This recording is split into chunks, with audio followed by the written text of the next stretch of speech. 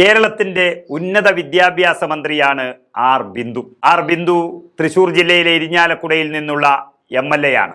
എന്നാൽ ആകെ ഒരു തവണ മാത്രം മത്സരിച്ച ബിന്ദു ഇക്കുറി നിയമസഭാ പോരാട്ടത്തിനില്ല എന്നുള്ള സൂചനകളാണ് ഇപ്പോൾ നൽകുന്നത്. അതായത് തൃശൂർ ജില്ലയിലെ ഇരിഞ്ഞാലക്കുടയിൽ നിന്നുള്ള പ്രതിനിധിയായ അവർ 2021 കേരള കോൺഗ്രസിന്റെ തോമസ് ഉണ്ണിയാടനെ 5949 വോട്ടിനാണ് പരാജയപ്പെടുത്തിയത്. CPM-ന് വൻ തലവേദനയായ ഒരു മണ്ഡലമായി ഇരിഞ്ഞാലക്കുട മാറിയിരിക്കുന്നു എന്നുള്ളതാണ് ഈ മണ്ഡലം മാറ്റത്തിന്റെ പിന്നിൽ. കാരണം കേരളം ഏറ്റവും അധികം വേദനയോടെ നോക്കിക്കണ്ട കരുവന്നൂർ ബാങ്ക് നിൽക്കുന്ന മണ്ഡലമാണ് ഇരിഞ്ഞാലക്കുട. ഏകദേശം 300 കോടിയോളം രൂപ പാവങ്ങളുടെ തുക പറ്റിച്ച് CPM ഏറ്റവും വലിയൊരു പ്രതിസന്ധിയിലായ ഒരു സംഭവം കൂടിയാണ് ഇരിഞ്ഞാലക്കുട മണ്ഡലത്തിൽ നടന്നിരിക്കുന്നത്. സാമ്പത്തിക തട്ടിപ്പ് വിഷയം കെട്ടടങ്ങാത്തത് ഈ മണ്ഡലത്തിൽ CPM-ന് വലിയ തലവേദനയാണ് ഇപ്പോൾ സൃഷ്ടിച്ചുകൊണ്ടിരിക്കുന്നത്.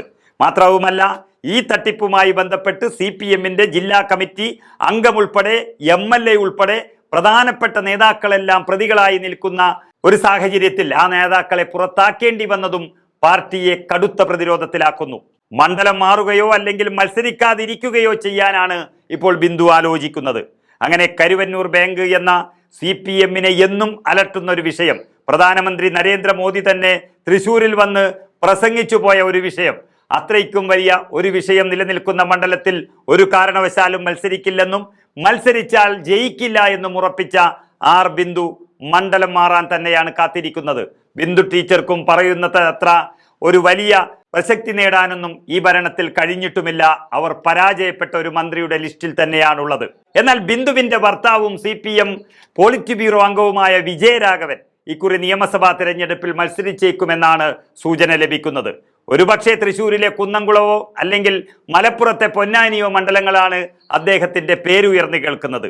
രണ്ടും CPM-ന്റെ പക്കലുള്ള മണ്ഡലമാണ്. പൊന്നാനിയിൽ മത്സരിക്കാനാണ് ഒരുപക്ഷെ സാധ്യത കൂടുതലുള്ളത്. നിലവിൽ P നന്ദകുമാറാണ് ആ മണ്ഡലത്തെ പ്രതിനിധീകരിക്കുന്നത്.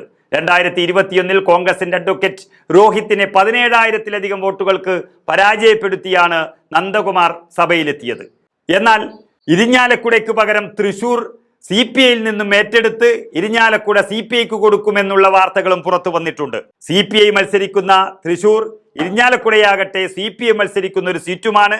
എന്നാൽ ഇക്കുറി തൃശ്ശൂരും ഇരിഞ്ഞാലക്കുടയും CPM-ഉം തമ്മിൽ വച്ചുമാറാൻ സാധ്യതയുണ്ട് എന്ന് പറയുന്നതും ഒരുപക്ഷെ ബിന്ദു ടീച്ചർക്ക് വേണ്ടിയാകാം. അതുപോലെ നാട്ടിക, കൊടുങ്ങല്ലൂർ, കയ്പമംഗലം എന്നീ മണ്ഡലങ്ങളിൽ കരുത്തുണ്ടെന്നാണ് CPI അവകാശവാദം ഉന്നയിക്കുന്നത്. അതുകൊണ്ട് തന്നെ ഇതിനോട് ചേർന്ന് കിടക്കുന്ന ഇരിഞ്ഞാലക്കുടയിലും വിജയ സാധ്യതയുണ്ട് എന്ന് CPM കണക്കുകൂട്ടി പറയുന്നു. അതിനാലാണ് തൃശൂർ വിട്ടുകൊടുക്കാനും ഇരിഞ്ഞാലക്കുട വാങ്ങാനുമുള്ള CPI-യുടെ നീക്കത്തിന് പിന്നിലുള്ളത്. CPI-യുടെ ബാലചന്ദ്രനാണ് തൃശൂരിലെ സിറ്റിംഗ് MLA. അദ്ദേഹം ഇതിന് സമ്മതിക്കുമോ എന്ന് ഇതുവരെ വ്യക്തമായിട്ടില്ല. ഏതായാലും ബിന്ദു ടീച്ചറും പാർട്ടിയും ജില്ലയിൽ പരാജയപ്പെടുമെന്ന് ഉറപ്പിക്കുന്നതാണ് ഈ നീക്കം എന്നുള്ളത് വളരെ വ്യക്തമാണ്.